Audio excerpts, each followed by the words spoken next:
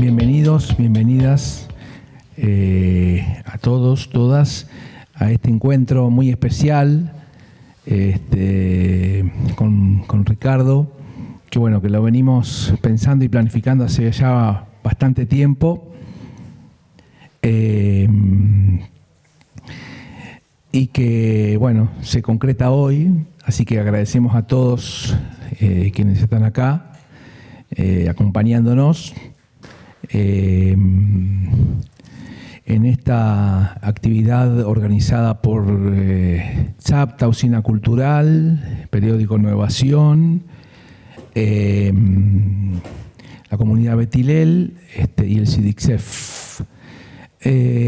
Bueno, gracias a todos los que vinieron, bueno, gracias a los presentes. Está también el presidente del CONEX, está aquí presente también, está Mario Cohen del CIDICSEF,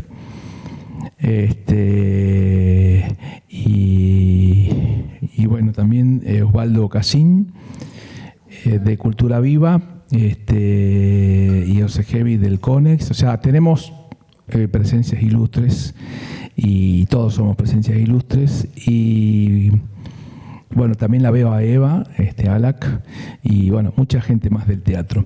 Acá Ricardo no requiere mucha presentación, me parece, para todos ustedes, el histórico dramaturgo que tiene una tan larga trayectoria que no la voy a decir yo ahora, porque si no, no voy a tener lugar para que hablen ellos, que es lo importante.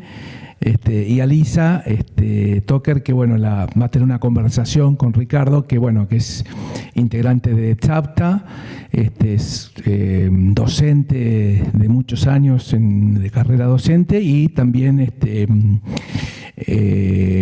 teatro, ¿no? Que trabaja y ha desarrollado también una carrera en el teatro. Así que simplemente presentarlos y dejar lugar para ellos. Va a ser una conversación que tengan ellos y luego se va a abrir para una conversación en todo el público. Una alegría compartir con ustedes y sobre todo con Ricardo, un gran placer y una gran emoción estar junto a él, que es un gran referente del teatro nacional. Y como dijo Gustavo, de una prolífica creación, dramaturgia, periodística, y a lo largo de la charla van a ir saliendo todos estos temas, ¿sí? Vos querías, por favor, apagar los teléfonos celulares, ponerlos en modo avión o silenciarlos. ¿Lo hicieron? Muy bien, gracias. Ok. ¿Vos querés primero agradecer, Ricardo? Bueno, buenas tardes. Ante todo, quiero agradecer a los organizadores de este acto que gentilmente me invitaron, que son de SFASTA, de Innovación, de Betilel, que es el lugar donde estamos, del CIDICSEF, que tuvo en un momento, me nombró socio de honor y está acá el presidente, me alegro mucho. Y sobre todo quiero agradecer a mi compañera Lisa Toker y a Gustavo Efrón, que son los que comparten conmigo el éxito o no de esta reunión. Bueno, muy bien. Encantado de que empecemos a charlar de lo que vos quieras. Exactamente, eso es lo que vamos a hacer. Vamos a hacer primero una charla acerca de la vida y obra de Ricardo, y de luego, como dijo Gustavo, vamos a hacer una especie de debate, ¿no es cierto? Una charla abierta con abierta todos ustedes. Exactamente. Vamos a empezar con los comienzos, Ricardo, de tu educación, siendo muy chiquito, y de tu acercamiento al teatro entre los 13 y los 16 años. Bueno, como ya dije muchas veces, yo soy hijo de inmigrantes sefardíes, inmigrantes que vinieron de Siria. Mi papá vino a los 14 años. Hay una anécdota muy hermosa que se las voy a contar, porque él vino solo en un barco a los 14 años. Mis dos tíos, los hermanos de él, ya tenían una cedería en la calle Lima, y Julio, el tío más joven, de pronto descubrió que el barco no llegaba a Buenos Aires, sino que terminaba en Montevideo. Y no lo sabía el hermano José, que es mi papá. Entonces se tomó el barco de la carrera, fue a Montevideo, el barco ya había llegado, no había nadie ya en el barco. Y se pasó el día caminando por Montevideo, cosa que había hecho lo mismo José, su hermano, y hacia el atardecer se encontraron en una calle de Montevideo, se miraron, y uno le dijo al otro: ¿vos sos José? Sí. ¿Vos sos Julio? Sí. Y se abrazaron. Bueno, esa fue... Cuando uno piensa que a los 14 años había viajado solo en barco, creo que duraba como 50 días el viaje. Bueno, mi padre llegó a los 14 años, fue ya era bastante argentino. Él lo conoció a Gardel, lo vio cantar, le gustaba mucho el tango, trabajaba en la cedería, que en ese momento eran 3 cederías. Después, con el tiempo, no le fue bien, quedó una sola, pero en ese momento había 3 cederías. Y como hizo Menem, y como hizo mucha gente, a los 30 y tantos años se volvió a Damasco a buscar una novia. Y se trajo una novia, que fue mi mamá, que tenía 19 años, que le cocinaba la comida que a él le gustaba, que es la comida árabe. Yo les quiero decir que como sefardí siempre estuvimos muy cerca de la comunidad árabe. Mi papá tenía amigos árabes, conocidos, y cuando yo recuerdo esa época, por ejemplo, me acuerdo que había reuniones que hoy no se pueden imaginar ustedes. Por ejemplo, mi tío Jaime, que era el hermano mayor de mi papá, de pronto cumplía años, íbamos todos. Se hacía una fiesta de 50 personas para celebrar un cumpleaños. Mi mamá me vestía bien a mí y a mi hermano, Enrique, nos ponía un diente de ajo debajo del pañuelo acá por el mal de ojo, me acuerdo siempre. Y eran reuniones y volvían, después nos mandaban a dormir, ellos se ponían la ropa de cama y se quedaban charlando todos los chismes, lo que había pasado, que mi tía dijo esto, que mi tío dijo el otro, que no puede ser lo que dijo de vos y qué sé yo. Bueno, ese mundo, después lo que me acuerdo más de ese mundo, aparte, acá está mi hija que no me deja mentir, a mis hijos les encanta la comida árabe, y una de las cosas más extraordinarias que me dijo mi hija una vez es: cuando pienso que vos la tenías a voluntad en tu casa, yo no la puedo creer. Abrías la heladera y comías, qué sé yo, un kibbeh, un lahmachin, cuando nosotros no tenemos que comprar eso. Bueno, y por ello llegaba y me comía la milanesa, porque era así, de capricho, que uno llegaba a la casa, ¿no? Bueno, otra cosa que me acuerdo, yo siempre vivía al lado de una plaza porque había tenido una bronquitis asmática. Viví casi 10 años en Córdoba. Me curé. Después frecuenté mucho Córdoba, siendo ya casado y con hijos, porque está en Villa Giardino un famoso hotel al que llevé mis hijos, el hotel de los actores. Extraordinario, donde pasamos veranos hermosísimos.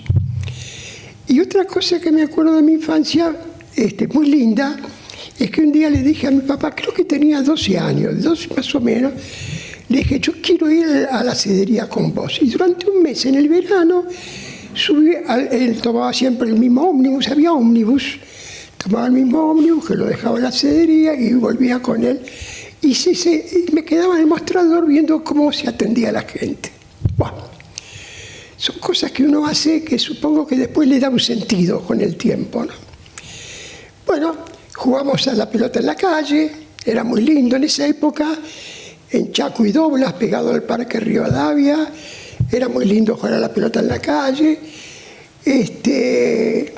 Jugué ya estando en el secundario, me acuerdo que a los 13 años jugaba todavía a la pelota en la calle.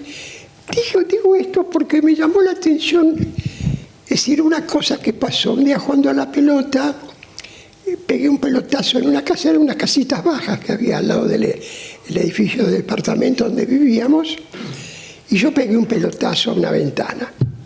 No rompí el vidrio, pero pegué un pelotazo. Entonces fui a pedir disculpas, y salió la dueña y me dijo: ¿por qué no te vas a jugar a la pelota a Israel? Y me llamó muchísimo la atención, porque esa fue una revelación muy grande para mí. Yo había tenido otras. Porque ¿cómo sabía esa mujer que yo era judío? Si era una vecina que me veía jugar a la pelota. O sea que de pronto uno piensa, la gente habla de uno. La gente se reúne y dice: ¿ves ese que está ahí? ¿Es esa silla? Empieza a perseguirse. Yo fui un perseguido, les aviso. Cultivé mucho la característica de perseguido en mi vida hasta que pude sacármelo de encima. Por eso lo cuento riéndome, porque si no, no lo contarías. Otro recuerdo que tengo de este tenor es de los 10 años, cuando volvimos, que fui a un colegio, cuarto grado, y de pronto al cuarto grado, 10 años, vino una de las profesoras, que eran todas muy amables. Alak, le digo: sí, acá, salí, por favor, vas a ir al patio. ¿Por qué, señorita? Voy al patio. Bueno, agarré esa pelota, jugué a la pelota, porque ahora viene la clase de religión y vos sos judío. Bueno, esa fue otra. Mientras mis compañeros se quedaban adentro, venía un cura, yo me quedaba jugando a la pelota en el patio. Esa fue otra de las cosas que recuerdo. Pero ese recuerdo culmina de una manera también muy particular, porque un día llovió y yo estaba jugando a la pelota en el patio y me mojaba. Entonces vino otra profesora y me dijo: ¿qué haces acá? Y señorita, están con el cura en la clase de religión. Vení, sentate en la última fila que no va a pasar nada. Pasó algo. Porque a veces uno con los años no sabe si, como diría Borges, fue todo un sueño o fue todo preparado para que uno viviera ciertas cosas. Nunca sabremos eso. Pero ese día justo, el cura estaba contando cómo los judíos crucificaron a Jesús. Y les digo que fue un relato espantoso, porque los romanos miraban, así como ustedes miran ahora, estaban sentados ahí jugando a los dados, ¿vio? Apoyados en las lanzas, y miraban cómo los judíos lo subían y todo. Bueno, lo terrible fue cuando terminó. Él cerró ese libro, porque sonó el timbre que había terminado la clase, y mis compañeros se dieron vuelta y me miraron. Acá estaba uno de los asesinos de Dios. Tenía 10 años nada más. O sea que, si Milei es cierto, recorrió el mundo y hizo cosas únicas, yo a los 10 años había matado a Dios. ¿Quién hizo más que Milei o yo? A ver. Díganme, ¿quién es más conocido universalmente de los dos? Bueno. Pero no fue todo así. No fue todo así. Tuve muchísimos amigos, y uno de esos amigos también tenía 12, 13 años. Jugábamos a la pelota, y después habíamos inventado un juego muy lindo, que era, estábamos al lado del parque, que ya tiene que ver con el teatro. Alguien cantaba un tango y el otro tenía que dramatizarlo. Entonces, no me acuerdo la letra de los tangos, pero hay letras que permiten subirse a un árbol, agarrarse de una rama, bajar. Era muy divertido, era un juego muy lindo. Y cada uno lo hacía a su turno. O hacía piruetas, se agachaba. Entonces uno de ellos, vieron que siempre en las bandas que juegan en la calle, siempre hay alguno que es más grande y otro más chico. Y el más grande un día dijo: yo voy a ir al teatro. Yo nunca había ido al teatro. Me dijeron que hay una obra en la calle Corrientes donde Enrique Santos Discépolo hace el tercer acto con la mano temblando. Ya era eso era un dato que era muy curioso, porque parece que le agarraba un infarto en el segundo acto, entonces todo el tercer acto estaba con la mano así. Fuimos a la calle Corrientes a ver a Bloom. Yo no les puedo contar, ustedes no se pueden imaginar, todos los teatros de la calle Corrientes siempre llenos. Fuimos un día de semana, se llenaban tanto que el boletero guardaba algunos boletos abajo para último momento, para decirle a alguien que venga, mire, guardé un par de, qué sé yo. Y como no venía nadie, nos dio a nosotros primera fila, 2 boletos, primera fila. Y la primera vez que fui al teatro lo vi a Santo Discépolo en Bloom. Lo que me acuerdo es que yo esperaba el momento. Y en el tercer acto lo hizo todo con la mano temblando, así, porque había tenido un infarto. Estaba muy mal. Y a la gente le encantaba. Bueno, esa fue la primera vez que fui al teatro. A mi papá no le gustaba mucho que yo leyera. Una cosa que tengo que recordar de mi papá es que nunca me negó plata para comprar un libro. No me preguntaba qué libro era. Yo no fui igual con mis hijos, yo preguntaba qué libro era y a veces discutía. Eran baratos los libros antes, pero yo compraba el libro y a veces no sabía de qué era y lo pude leer 10 años después o 20 años después. Pero él me dejaba comprar libros. Pero les quiero decir algo que es muy interesante, esto se ha estudiado. En la década del 40, que había una inmigración muy grande, para la gente el sueño del inmigrante era hacerse una familia y mandar a los chicos a estudiar, porque era el ascenso social ese. Y que lo consiguieron, lo armaron muy bien, porque tenemos en este momento dirigentes del país, de la cultura, de todo, que son de todos los orígenes, italiano, español. Nos llevamos bien con todo, ¿es verdad o no es verdad? Sí. Pero en ese momento se ha estudiado que la familia que tenía, por ejemplo, 2, 3 hijos, que quería que los hijos varones estudiaran y las hijas mujeres aprendieran corte y confección, si se podía piano o algún instrumento, y se casaran bien, tenían delante algunos peligros. La calle podía ser un gran peligro. Entonces, hay un libro muy lindo que ahora no me acuerdo el nombre, discúlpenme, eso es muy grande, de unos discípulos de David Viñas, que decía que un peligro era, por supuesto, la prostitución, que era muy grande en la década del 40, ¿no? El otro peligro, era un peligro, era la política. La política estaba considerada un peligro. Y el otro peligro que había era la bohemia. Que se perdiera un hijo porque le gustaba salir de noche, juntarse con poetas, con escritores, volver a las 3 de la mañana, medio borracho. Y yo tenía un primo que le había pasado eso. Entonces mi papá no le gustaba que yo, qué sé yo, él se sacrificaba para que mis hermanos y yo estudiáramos, y mucho no le gustaba eso. Y eso también me marcó un poco. Yo tuve que demostrarle toda mi vida a mi papá que mi dedicación al teatro era seria, que yo iba a poder vivir de eso, y creo que lo conseguí demostrarlo, un poco con la televisión también. Ya voy a hablar, era otra televisión en ese momento. Y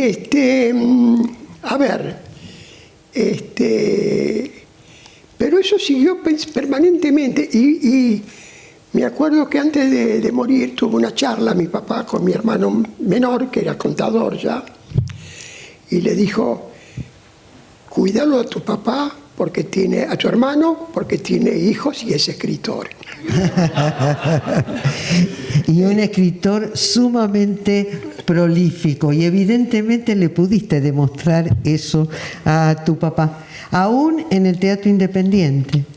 Sí, había una cosa muy linda en Buenos Aires que sigue existiendo. Ustedes saben a nosotros nos cuesta mucho valorar lo que tenemos, pero nosotros somos una de las Buenos Aires es una de las capitales del mundo del teatro.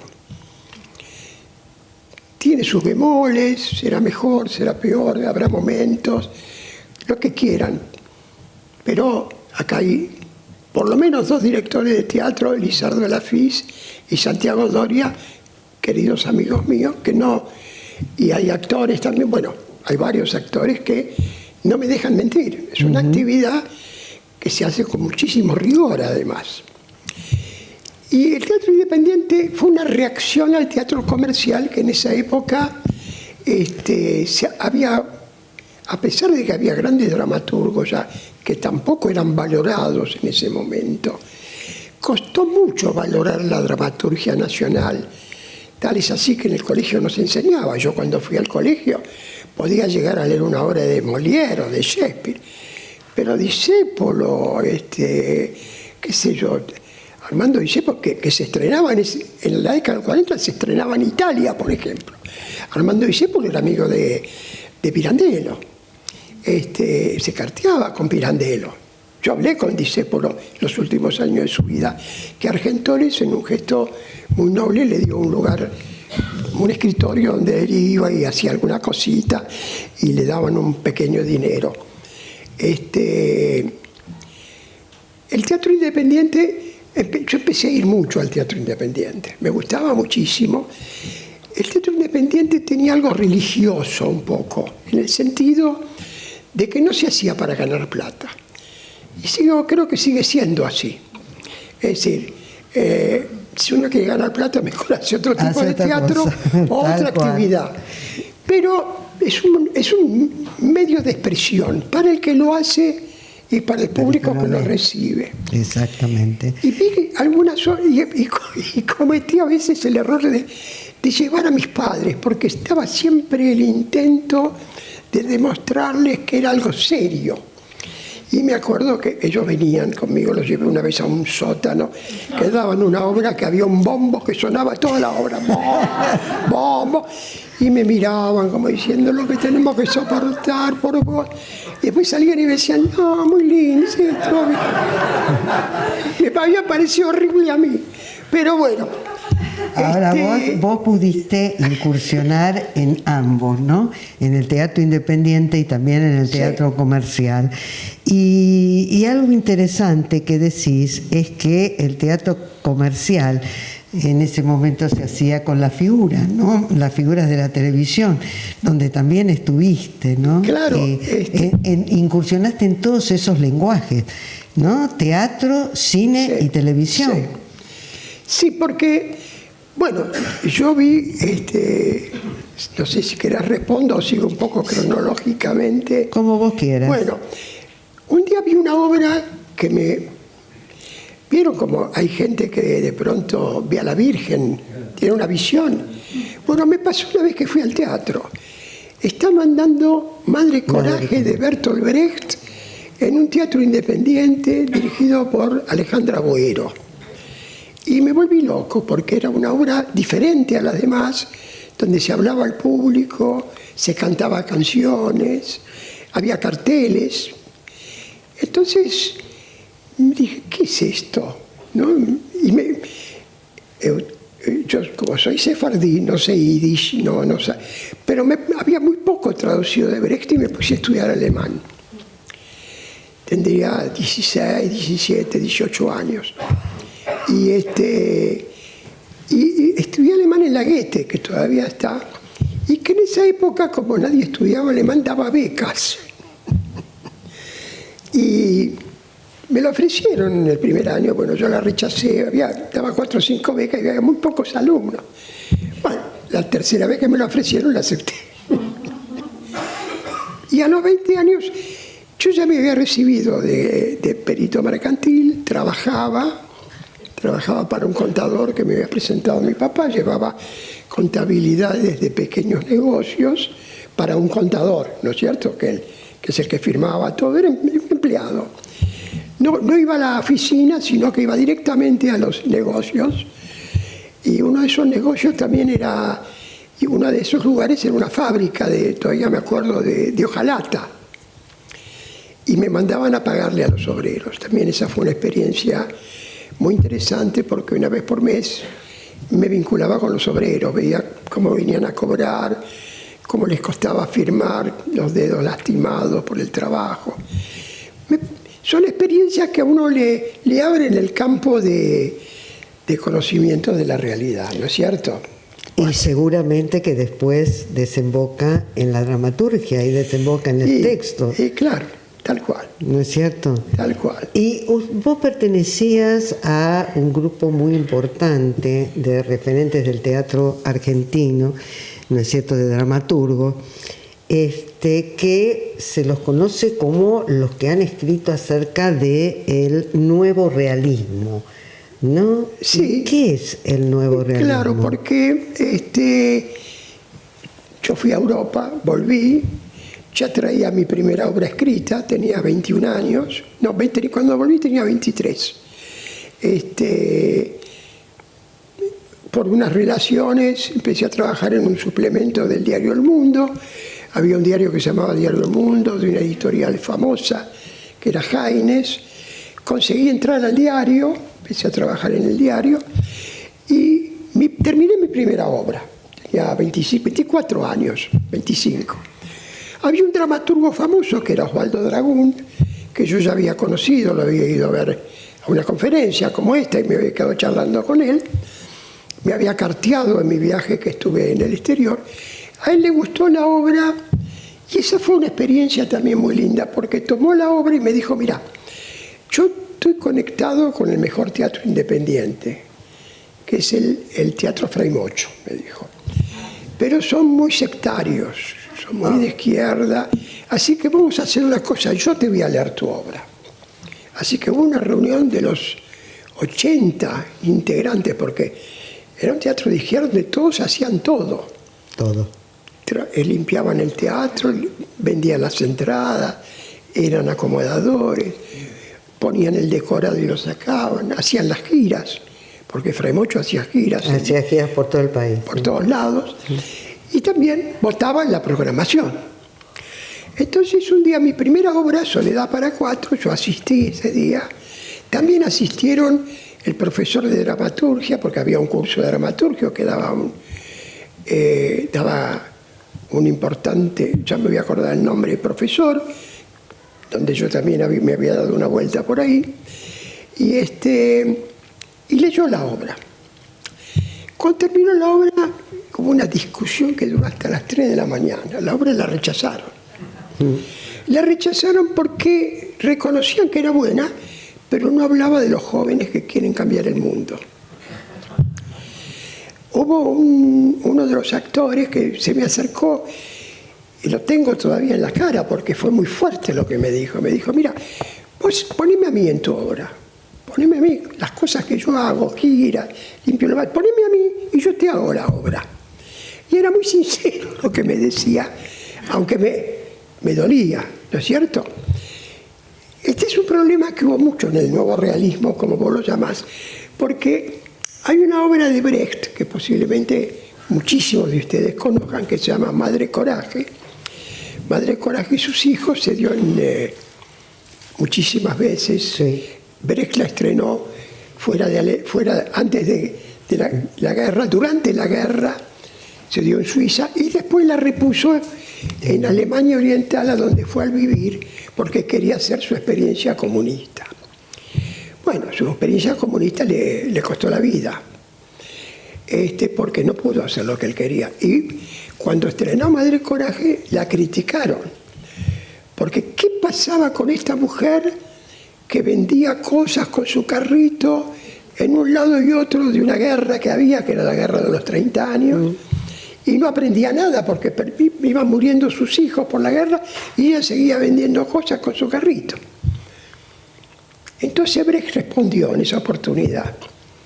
Y yo me acuerdo ahora de su programa que había en el teatro, que el programa era una madre alemana en un desfile nazi, llorando con un pañuelo acá y una mano levantada.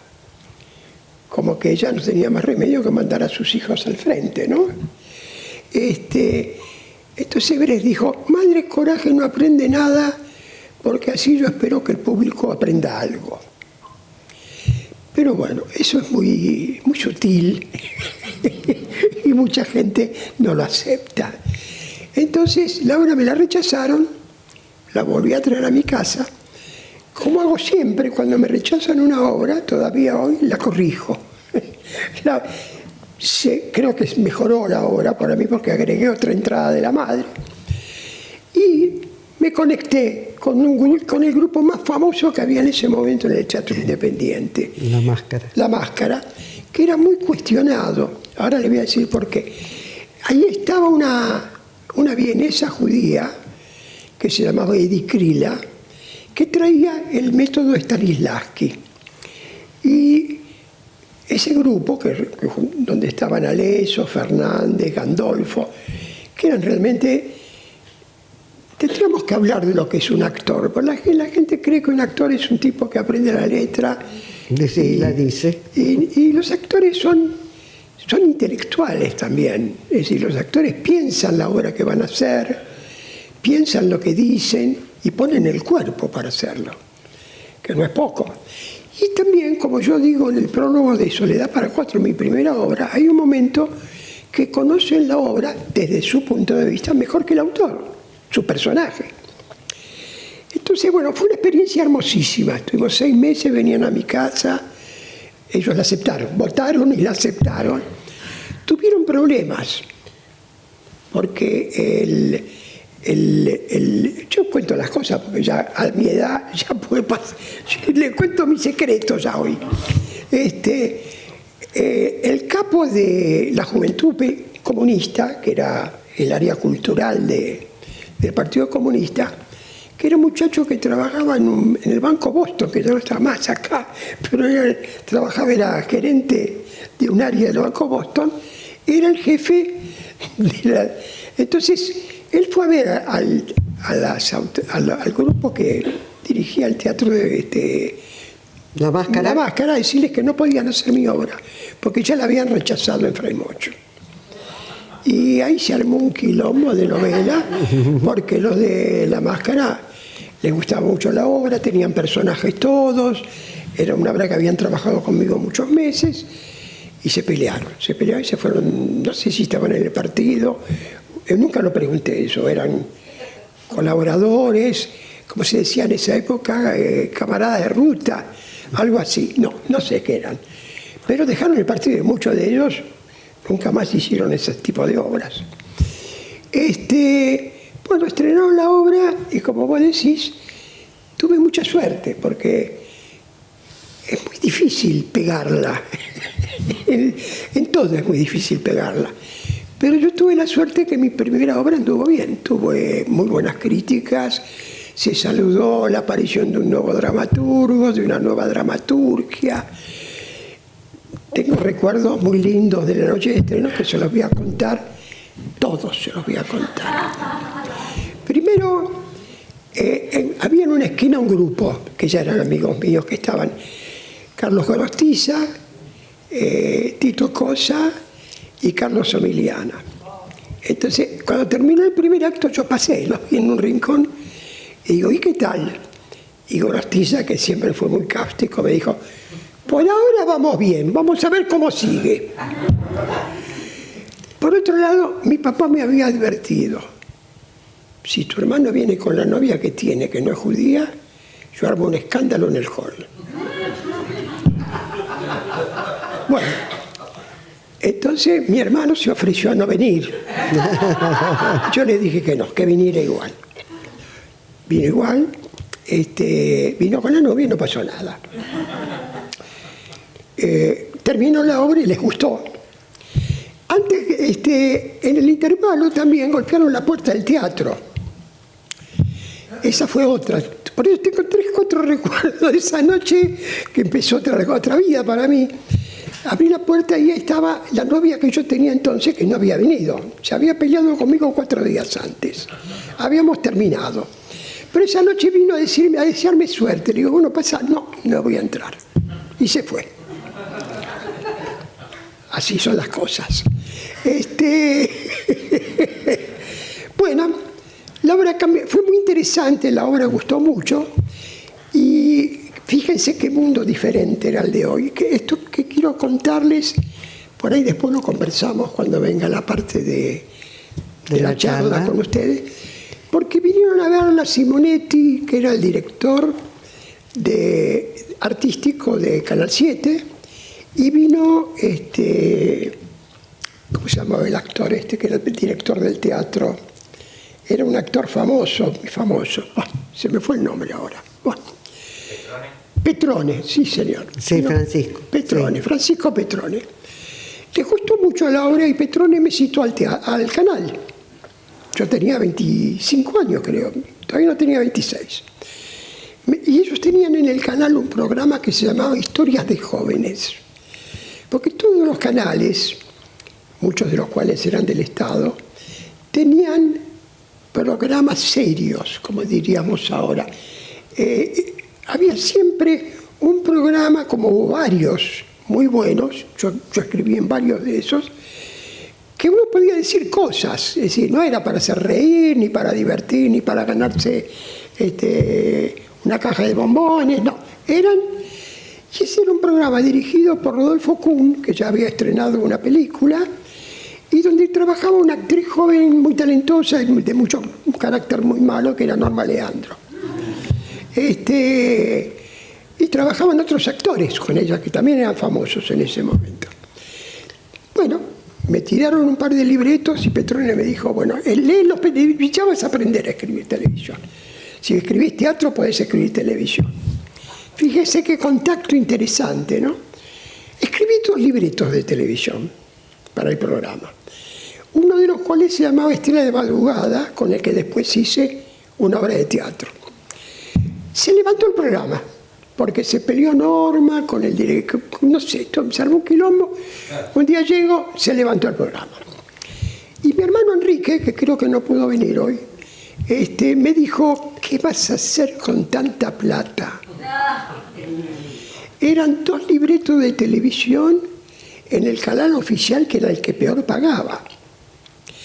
Y en el año 61, 62, me compré un departamento de un ambiente en un edificio viejo frente al Hospital de Niños, que no era una zona buena en ese momento. Un edificio de 3 pisos sin ascensor, un ambiente con baño y cocina me compré, con una hipoteca a la mitad. Pero me compré un departamento, ¿y qué hago con 2 libretos de televisión de 1 hora? Con 2 libretos de televisión me compré una bicicleta usada, con suerte. Quiero decirles que cada vez que tuvimos una crisis, siempre nos fue un poquito peor, lamentablemente. A ver, además hiciste periodismo, además también tuviste beca en el periodismo y además fuiste director de varias instituciones. Sí. ¿No es cierto? ¿Y cómo fue el desarrollo también de esa tarea? Antes de pasar a eso, quisiera contar que es verdad, yo escribí varios programas de televisión a lo largo del tiempo y yo soy un sobreviviente de una Argentina que cada tantos años tenía un golpe de Estado. Porque yo, fíjense, nací en el 35, bajo un golpe de Estado, que había derrocado a Irigoyen. En el 45, 44 creo que viene otro golpe de Estado, el de 4 de junio, que lo sacan a Castillo, creo que era el presidente, y entran ahí Rawson y el GOU, y ahí entra a tallar Perón. En el 46 hay elecciones, gana Perón, están 2 periodos, después viene el bombardeo de Plaza de Mayo. Primera vez en la historia, esto sí, que una flota de aviación bombardea a su propio pueblo. Sí. No, nunca se dijo cuántos muertos hubo ese día en la plaza. Vino el golpe del 55, vinieron los militares, después en el 63 vino Frondizi, lo sacaron después de vuelta después vino Ilia, después vino Onganía, después de Onganía vino Livingston, Lanuse, Livingston vino con Onganía, después del Cordobazo. No, yo si me pongo tranquilo me sale todo bien, pero sé las fechas bien todas. Y después, bueno, una cosa que me pasó en todo eso, golpes militares, que también me gustaría contarlo brevemente, es que me ponían en una cosa que se llamaba la lista negra. No era el único. Creo que Mercedes Sosa me ganó, por ejemplo. Creo que estuvo toda su vida casi, ¿no? Bueno, al principio era como una diversión. Yo me acuerdo que la primera vez que fue con Onganía, que estuve en la lista negra, fui un día a Argentores y me dijeron, no podés firmar, estás en una lista. Entonces agarré la guía y dije, vamos a poner otro nombre, un seudónimo. Tac, encontré uno, me hice el canchero, dije, a partir de ahora me llamo Tac. Y firmé con un seudónimo. Pero ya con la última dictadura no era tan fácil. Ya era cada vez más peligroso.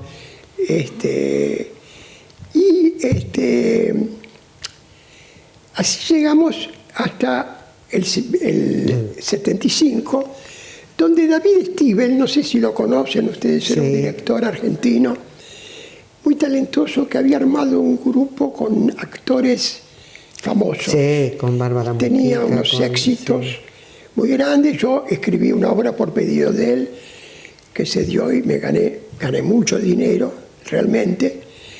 Las 3-4 veces que hice teatro comercial gané mucho dinero porque, como dijo acá Alisa, había una especie de juego que era, el actor estudiaba, entraba en televisión, se hacía conocido en televisión, entonces los teatros de la calle Corrientes, con 2 o 3 de ellos, les pedía que trajeran un espectáculo y lo montaban. Y la gente iba a ver a los actores conocidos. Yo tengo que reconocer que mis 4 o 5 éxitos que tuve grandes en televisión estaban actores conocidos. Así que no sé hasta dónde vinieron por mí. Debo haber participado porque ellos eligieron la obra, ¿no es cierto? Y nunca fueron del tipo de Marrone, por ejemplo. Claro. Eran actores importantes que llegaban al teatro comercial. Una de esas veces, cuando hicimos el programa con Stivel se le ocurrió armar un programa de televisión. Y junto a 4 grandes autores, para él que eran grandes autores, que eran Cosa, Gené, Somiliana y yo. Y cada uno escribía un libro. Era un grupo, él era muy exigente. Nos reuníamos 3 veces por semana en su casa. En una decíamos de qué íbamos a escribir, en otra leíamos los borradores, siempre había críticas y opiniones. Y la tercera reunión entregábamos el libreto después de leerlo y comentábamos el último programa de él y también le decíamos que nos había gustado y que no, y lo ayudábamos a hacer el elenco. Se transformó en un éxito. Yo ese año me gané uno de los Martín Fierro que tengo. Sí, exactamente. Pero me acuerdo que un día en la calle Florida tiraron unos volantes que decían, hablaban del programa de Stivel, que era una conspiración judeo-marxista. Judeo-marxista, ya estaba la AAA.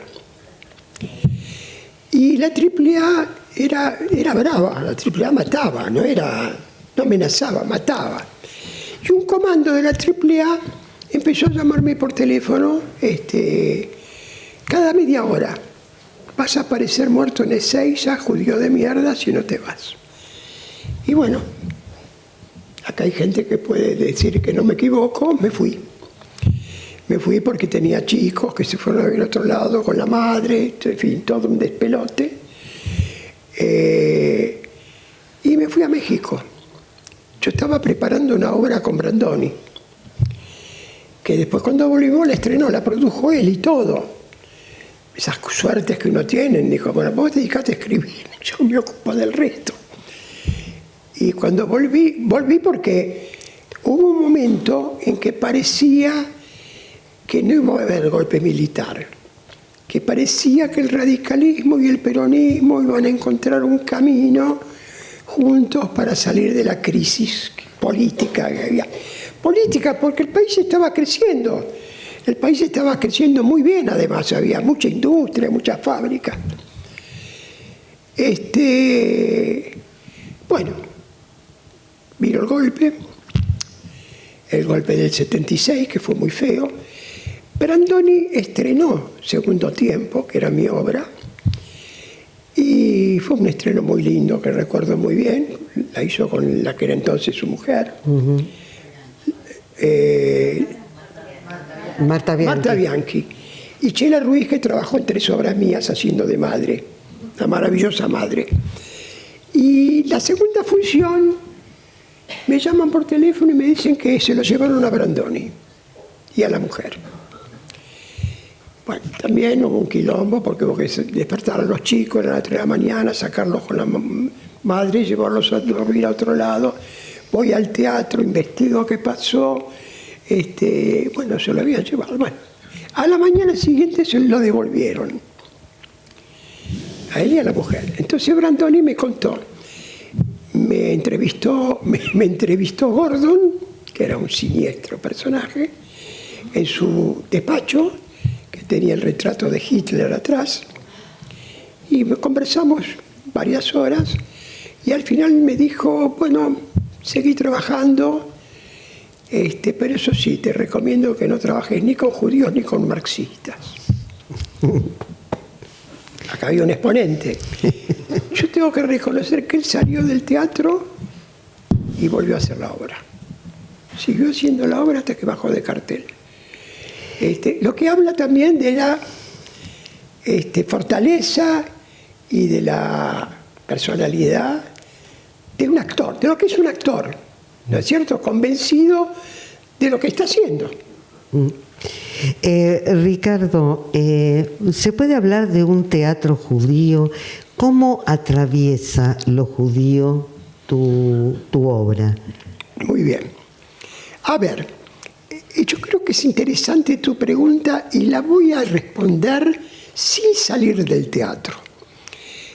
Fíjate, yo tengo una anécdota muy linda. Yo fui amigo de Cosa, si uno lo conocía a los 25 años y ahora tengo 89, se acaba de morir hace 2 meses. Sí. Fuimos más amigos, menos amigos, hicimos teatro abierto juntos, peleamos. Pero un día que íbamos caminando por la calle, me acuerdo con Somiliana, dijo, en este momento están haciendo una obra de Ricardo en un taller. Y esa es una frase muy interesante, porque es verdad, mis obras se hacen mucho en los talleres de teatro. ¿Por qué? Porque hay autores que, no digo todo el tiempo, hay autores que se ocupan más de la estructura. Yo trabajé mucho con una estructura determinada, estudié mucho también el método de Stanislavski, y mis piezas son muy útiles para aprender teatro. Ahora, si mis piezas fueron escritas por un argentino judío, o judío argentino, no sé cómo quieras llamarlo, para mí no hay conflicto entre esas dos palabras. Yo puedo ser perfectamente un judío argentino o un argentino judío, como vos quieras.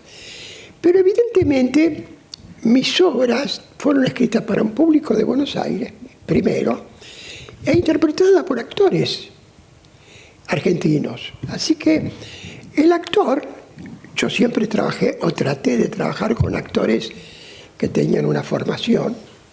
Creo que lo conseguí hace muchos años que trabajo con Lizardo Lafis, que está ahí, que también tiene una gran formación. Él viene de esa famosa escuela de Di Crila, de Aleso. Él trabajó, fue director de la escuela de Aleso muchos años. Y hay momentos en que uno cuida la estructura. Por eso te digo, no siempre es así. Nada de blanco o negro. Hay obras que vos haces con una estructura más clara y otras. Yo, por ejemplo, yo enseño teatro. Muchos años enseñé una obra de Shakespeare que es Otelo. Otelo está armada como un castillo del Renacimiento. es maravillosa, está toda armada prolijamente. Hay otras obras que tal vez no. Pero, ¿cómo meto los judíos yo ahí? Los judíos apareció como cuando de pronto fue una necesidad mía de explicarme. Y ahora voy a decir otro secreto que no cuento, que bueno, si voy a hacer muchas de estas charlas, cada tanto voy a contar un secreto para que vengan de vuelta. Entonces, hace muchos años, 71, 72, una directora que lamentablemente no me acuerdo el nombre ahora, vino, era una mujer que hacía publicidad, muy inteligente, me vino a proponer que hiciera una obra de temática judía. Entonces, tenía una idea ella, una idea que era un juicio al judío. Y yo le dije, bueno, podría ser a través de la historia, hagamos una historia del judaísmo y en cada época a ver qué pasó. Le gustó y escribí una obra así. Bueno, ella la produjo y la dirigió. La dirigió en el teatro, ¿cómo se llama ese? La continuación de Suipacha para el otro lado es, tengo casi 90 años. ¿Cómo? Tacuarial, después de Independencia hay un teatro muy grande. El Sirgu, muy bien. Se ganó una botella de vino. El Sirgu. La estrenó en el Sirgu con Quirós y Vidarte, dos grandes actores del momento. Uno hacía el abogado defensor del judío y otro hacía el fiscal acusador del judío. Y íbamos pasando las épocas de la historia judía. Fue un éxito impresionante. De pronto venían a las funciones un grupo de chicos, se sentaban en el pullman, cosa que no volvió a pasar en el teatro argentino. Yo podría decir como Milei, lo hice la primera vez en la historia. Silbaban cuando hablaba el acusador de los judíos. Silbaban, no se podía escuchar. Vidarte me decía, no me dejan hablar. Bueno, la cosa que la directora investigó fue a una reunión de la DAIA, y en la DAIA le dijeron que estaban muy molestos con la obra, que además le había puesto un título muy provocador, Judío o Inocente. Y después de esa reunión en la DAIA ella decidió sobre todo levantar la obra. Levantamos la obra. Esa obra nunca la publiqué. Esto que les cuento, muchas veces me la pidieron la obra, nunca más la mostré. Hay una argentina muy capaz, una investigadora, que está viviendo ahora en Israel, que me pidió fotografiarla, aunque sea porque está escribiendo una historia de mis obras, y creo que la dejé fotografiarla, con la condición, como esa cosa, hasta que no me muera no se muestra. No la voy a mostrar más. Pero fue la primera vez que escribí algo sobre temas judíos, y después me pasó otra cosa que les quiero contar, que es otro medio secreto. Yo tenía 10 años cuando un día iba en tranvía con mi papá. Me acuerdo que íbamos en un tranvía. Mi padre no salía sin el diario bajo el brazo. En esa época, el que no leía el diario, ese día se había equivocado, no vivía. Una vez fue a buscarlo a la prensa, el diario. Leía la prensa porque no había llegado a la casa. Abrió el diario en el tranvía, me acuerdo como si lo viera ahora, y estaba la información de Auschwitz.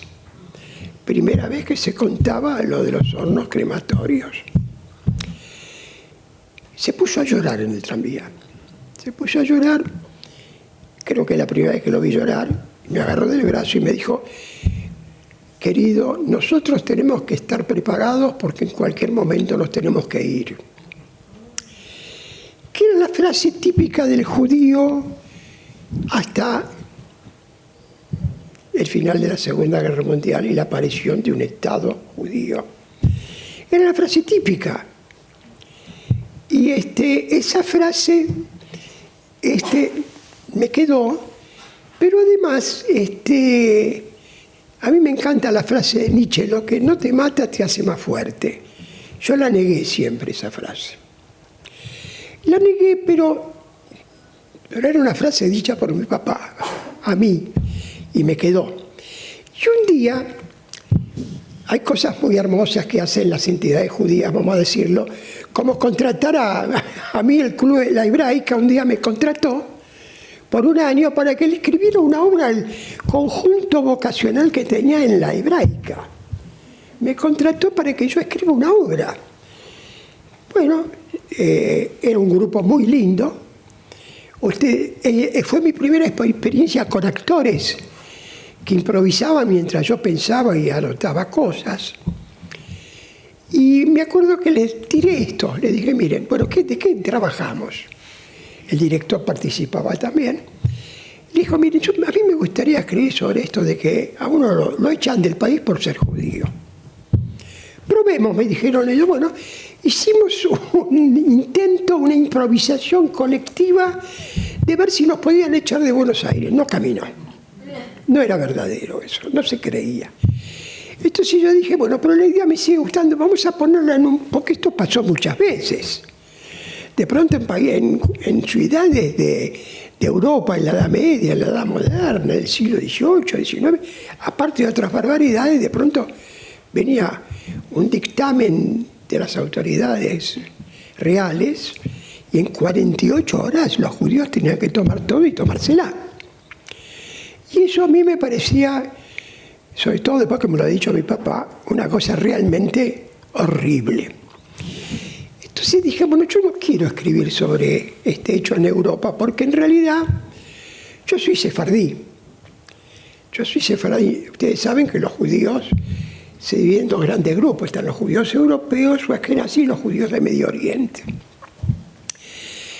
Y yo había estudiado mucho el tema de la Inquisición. Ustedes saben que España, después que nace el protestantismo, el Papa dictamina que España es el país católico por excelencia.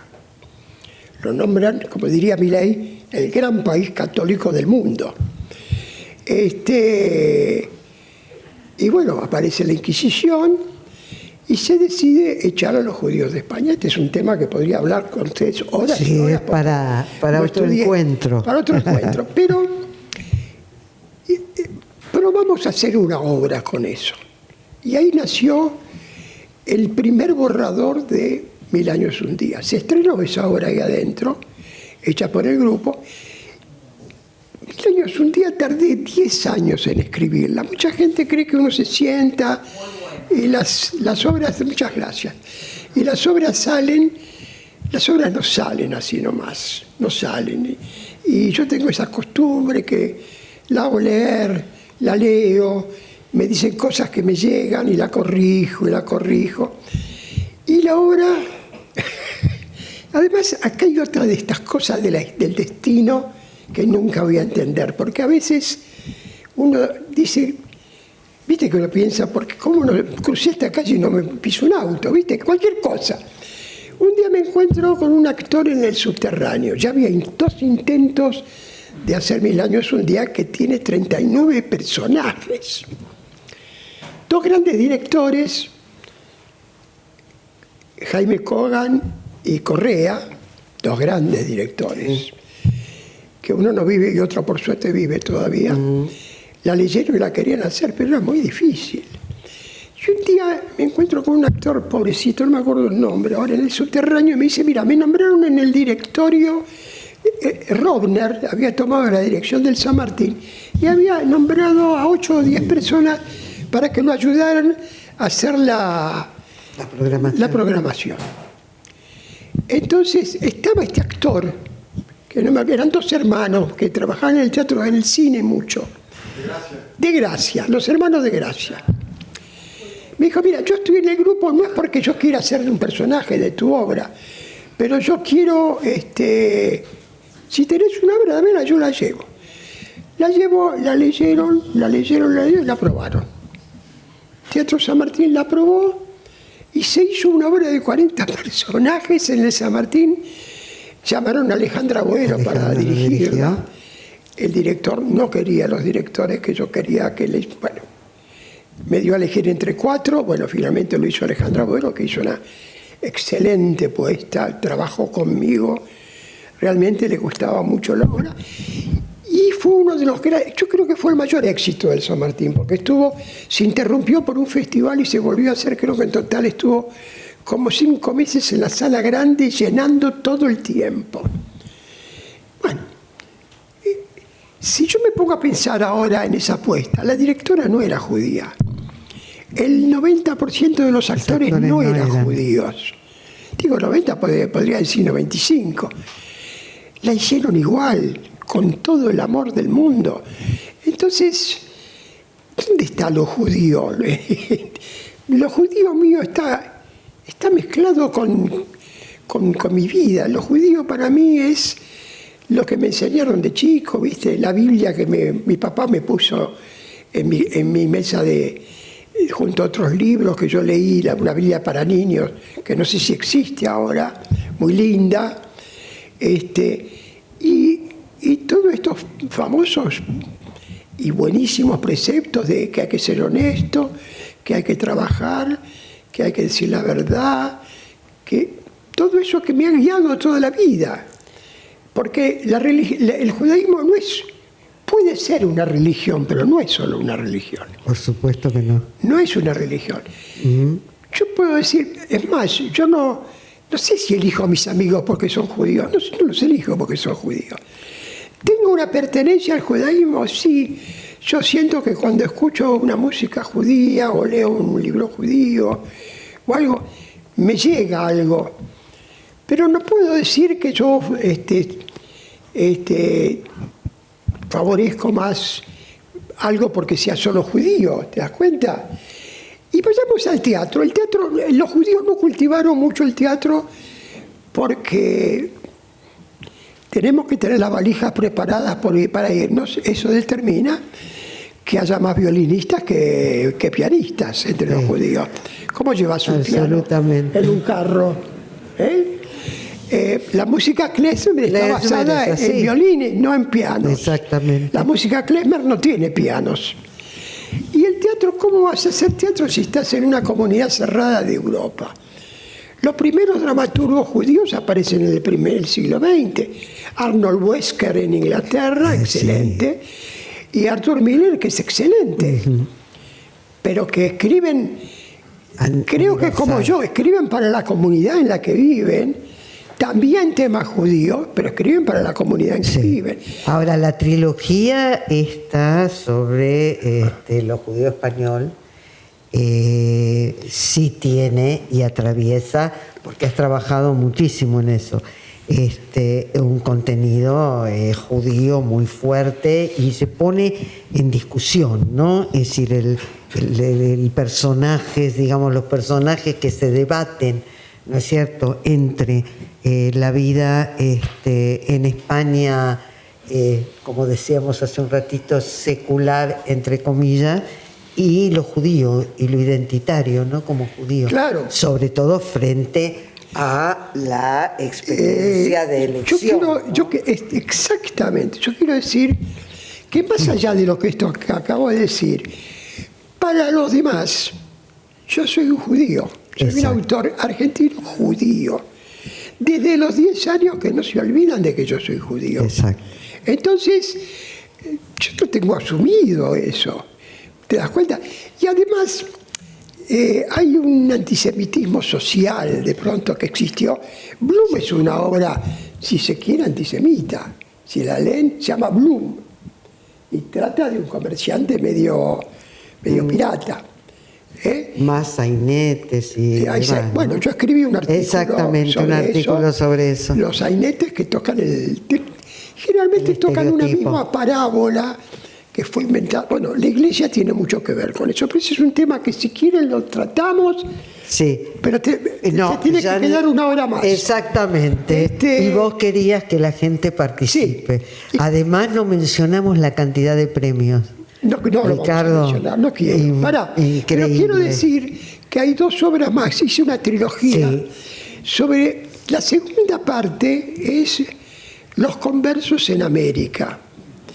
Tuvo una excelente puesta por Lizardo Lafis, que aparte de ser un gran director es amigo mío. ¿Este es en La Lista o El Ojo? ¿La Lista o El Ojo? La Lista. Trata de los conversos en América.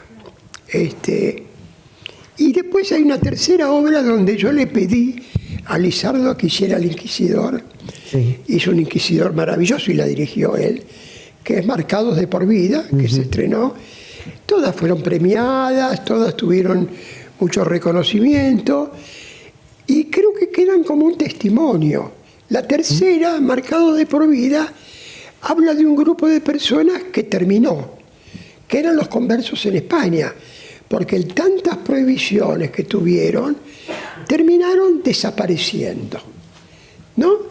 Desaparecieron y es muy doloroso la actitud dual que tienen los países. Por ahí se pueden comprender porque dentro del país viven muchas tendencias, pero por ejemplo España ahora ha dado beneficios a los judíos que quieran tomar la ciudadanía. Pero al mismo tiempo, aquí hay creo que está en YouTube la vida de Santa Teresa de Jesús, que era una monja judía conversa de Aragón, creo que era, ¿no? No me acuerdo. Ávila. Y bueno, miro el primer capítulo, hay una serie española. La actriz, que parece que es una actriz española famosa, dijo, bueno, yo si no me pinto no trabajo. Y es una monja religiosa con todos los labios pintados y los ojos pintados. Es una pelotuda total. En el segundo capítulo parece que se lo dijeron varias veces y ya tiene un poquito de polvo en la cara, nada más. Pero es un desastre. No se dice, por supuesto, no se habla de la Inquisición, ni se habla de que era judía. ¿Ustedes sabían que Velázquez, ¿usted sabía que Velázquez es judío? En el libro, son anécdotas que yo compré el gran libro que está en el Museo del Prado, que es maravilloso, con reproducciones buenísimas, y cuando está la vida de Velázquez dice, en un momento Velázquez tuvo un padre judío. ¿Qué quiere decir eso? Como si hubiera dicho, bueno, iba a comprar cigarrillo al kiosco de la esquina, ¿viste? Era una costumbre que él tenía.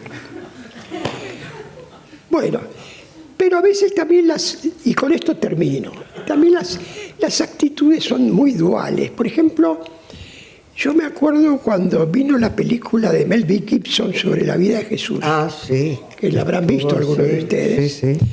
La Nación me pidió que escribiera sobre eso y yo escribí un artículo sobre la película que lo publicaron sin tocarlo. Muy bien.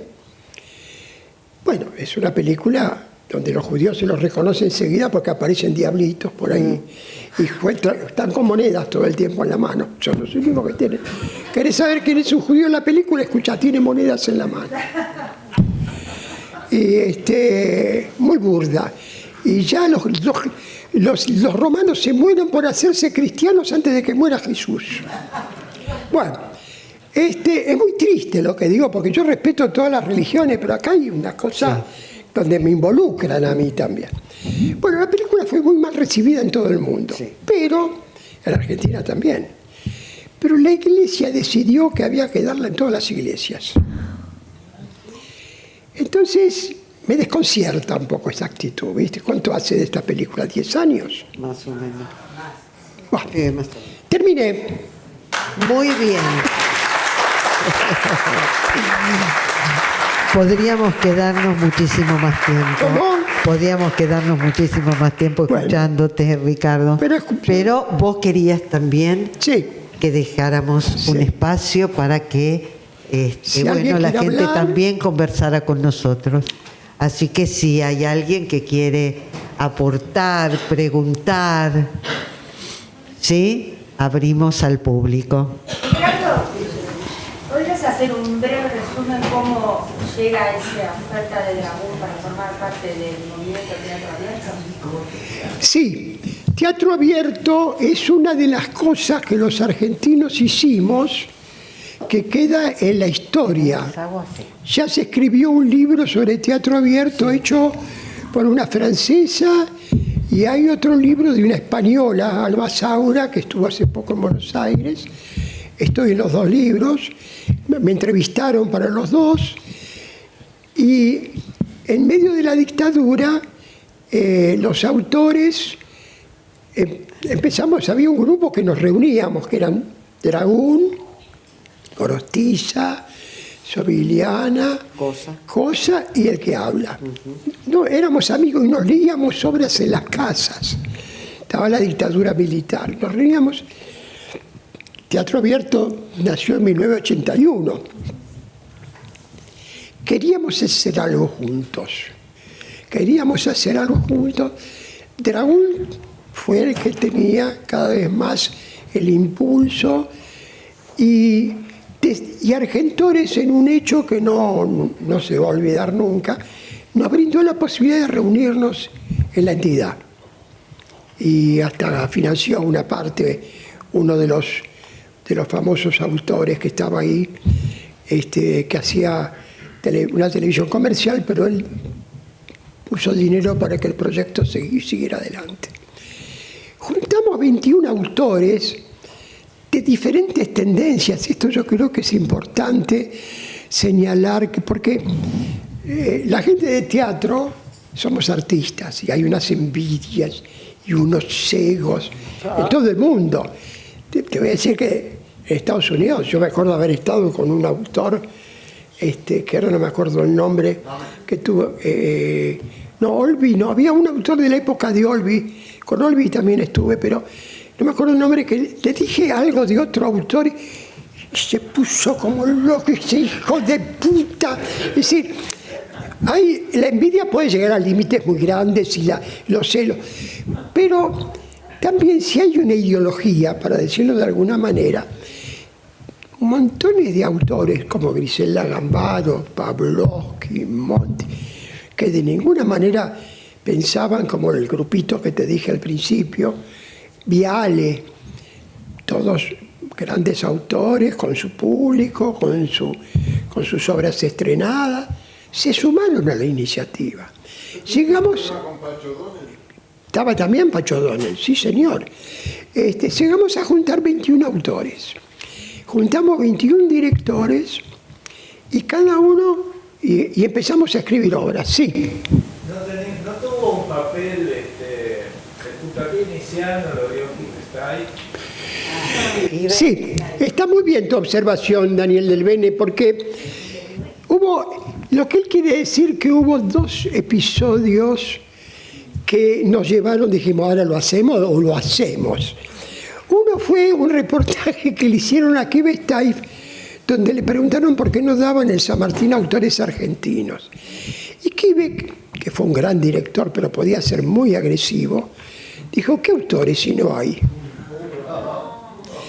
Y segundo, la decisión oficial que se tomó, que en la carrera de Filosofía y de Letras, se sacó en la materia teatro, se sacó la bolilla de teatro argentino, como que teatro argentino no había. Esto es interesante, como siempre se nos tira para abajo lo propio en este país. Entonces, esos 2 hechos, gracias por recordármelo, Daniel, nos motivaron a hacer teatro abierto. Y empezamos a escribir las obras, las leíamos ahí mismo en Argentores, que nos había dado la hermosa sala Gregorio Laferrer que tiene Argentores. Otro gran autor argentino, Gregorio Laferrer.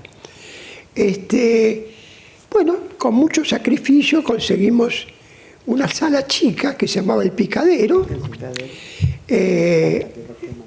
Ahí íbamos a hacer el teatro a las 7 de la tarde, de 6 a 8, creo, de 5 a 7, no me acuerdo, para que los actores pudieran seguir a la noche con su trabajo.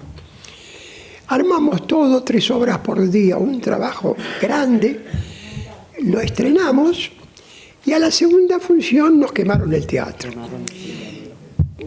Primero fue una salvajada porque hay que quemar un teatro. Sí. Quemar un teatro es como quemar una iglesia.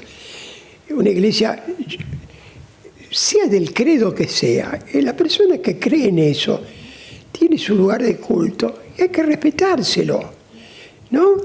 en fin y al cabo, las religiones durante mucho tiempo ayudaron a la gente en una ética, por ejemplo. No sé si ahora, si es igual, es otra conversación de 40 horas. Pero nos quemaron un teatro. Es una salvajada muy grande que ocurrió pocas veces en Argentina. También quemaron un teatro que se llamaba El Argentino. El Argentino. Porque había osado dar una obra que se llamaba Superstar y la comunidad católica se sintió ofendida y decidió quemar el teatro. Por ejemplo, ahora en Nueva York la comunidad católica estaba ofendida porque hay una obra de teatro unipersonal que se hizo de una novela de un autor irlandés, que es La vida de María, que es hermosa. Es una novela corta donde María cuenta su vida. En el Israel, en la Palestina del siglo I. Es hermosísima, se consigue, yo la conseguí, la tengo, está en las librerías católicas, creo que está, y creo que se hizo acá en teatro también, ¿no, Santiago? Sí. ¿Se hizo? ¿La siguen haciendo? Ajá. ¿La bajaron de cartel? No. Yo no la vi, Zona qué San lástima, Martín. no la vi. Pero cuando se hizo en Nueva York, empezó a haber gente con carteles pidiendo que la bajaran de cartel. Pero no quemaron el teatro. Fue feo eso, no lo dejaron porque era ofender, era un sacrilegio. Sí, ¿quería decir algo? No, que cuentes algo de tu experiencia en el Mar Chagall, porque, bueno, fue un acontecimiento cultural extraordinario. Sí. El Mar Chagall, ¿no? Y vos también escribiste sobre la captura de Eichmann, ¿recordás? En Sí. televisión. Es una pregunta y la voy a responder porque me gusta. En uno de los programas de televisión, yo hice algunos programas de televisión que quedaron, porque éramos un grupo muy importante en la historia de la televisión, como fueron Yo fui testigo, que se hacía con Bonín y Cernada La Madrid, que pobre ya falleció, un gran autor. Y uno de los capítulos que yo hice fue La vida de Eichmann. Yo les quiero contar, la audiencia que tenían esos programas era más de 500.000 por emisión. En Compromiso, que fue otro gran programa que hice cuando terminó el proceso, yo fui el primero que escribí libros, escribían varias personas libros, eran de 1 hora y media. Yo fui el primero que escribió un libro sobre Eva Perón. Tuvo una audiencia de 1 millón de personas. Fíjese la importancia de la televisión.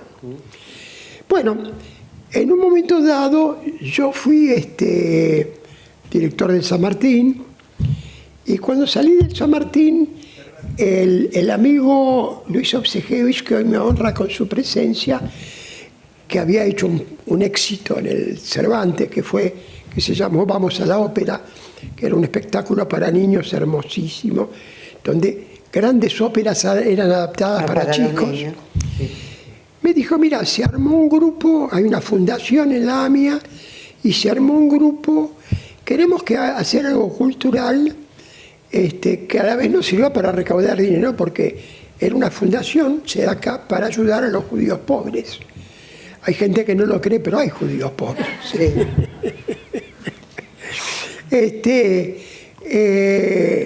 Sí, hay comunidades que tienen un arraigo en clases sociales medias y altas. Por ejemplo, también los armenios, qué sé yo, por citar a alguien que están decirme que hay armenios pobres me cuesta creerlo a mí también, pero bueno. Y entonces, un poco llevado de la mano por el director de Conex y otra gente que había en la entidad, armé lo que se llamó el Centro Cultural Chagall. Fue una experiencia muy interesante porque también habla de mi tipo de judaísmo. Yo creo que cada judío tiene su propio judaísmo, ¿no? En el sentido que yo hice un centro cultural donde había algunos estudiosos de los judíos como Barilko, como Kovadlov, como Aguinis, que tenían su programa y que con mucho éxito tenían. Y había otros programas que no eran judíos. Por ejemplo, lo tenía a Néstor Ibarra, que me organizaba todos los lunes una mesa redonda con políticos. Y lo tenía al gran historiador, ¿cómo se llama el historiador este que murió ahora hace poco? Argentino, el historiador. ¿Quién? No, el que tenía la revista Historia. ¿Cómo es? Félix Luna. Félix Luna daba clase de historia. Entonces fue un éxito descomunal. Es realmente increíble que caminara una cosa así cultural. Teníamos una sala, primero se hizo en la AMIA, pero vino la destrucción de la AMIA también. A veces, esta es otra marca terrible, que a veces cuando uno hace algo importante, de pronto hay gente, es así la vida, no a todo el mundo le gusta lo que uno hace. Y evidentemente, y nosotros, como dije, a mí lo que no me mata me hace más fuerte. Y salimos de ahí y lo seguimos en una institución que había una cuadra de la AMIA, que tenía una sala, ayúdame, ¿qué capacidad tenía? 500. Bueno, había 1000 abonados, entonces había que poner sillas afuera y un televisor. Había una pantalla de televisión y todo el hall enorme estaba lleno de sillas. Bueno, es un recuerdo muy hermoso. También tienes una historia esa, porque es responder con cultura a la barbarie. Bueno, ya está. Muchas gracias, Ricardo. Un placer. Un placer. Gracias a todos por compartir con nosotros la actividad. A ver, una pregunta más.